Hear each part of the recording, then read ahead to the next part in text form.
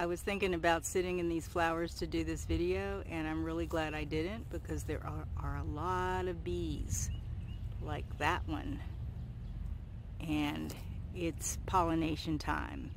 So what an awesome witness to nature. Hi there, Sandy Freshie here, back with another video. Thank you so much for joining me.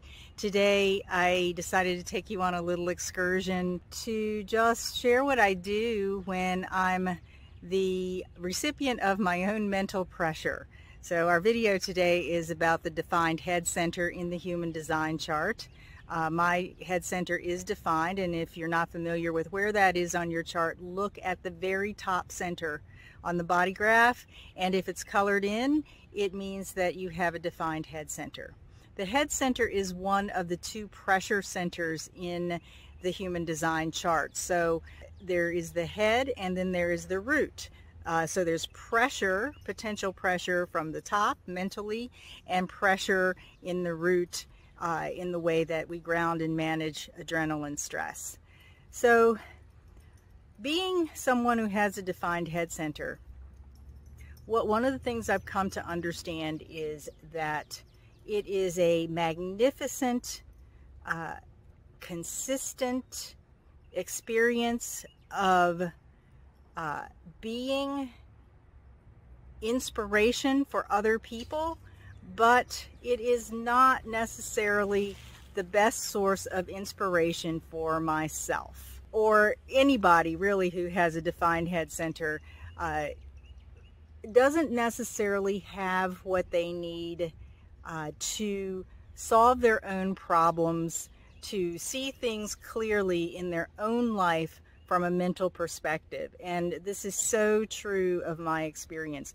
And what I find when I slip into those times when I'm trying to figure something out for myself, when I'm trying to make sense of things for myself on a mental level, is that I will actually get really lightheaded, almost as though I'm getting ungrounded mentally, if that makes sense. So what I like to do, now that I recognize that about myself, is I will either go and lay down, because that changes the way the neutrino streams hit my crown, and it helps me to relax my mind so that I can get into a meditative state. Or I will go and take a walk and just let the mental questions come.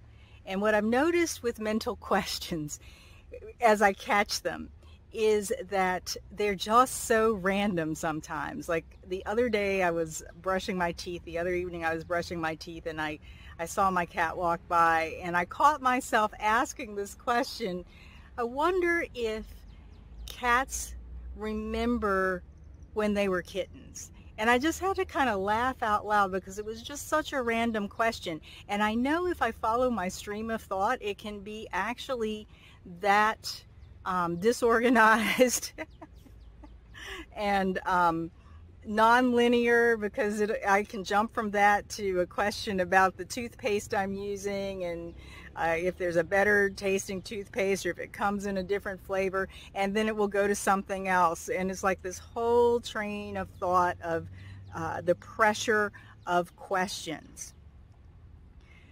The questions never stop.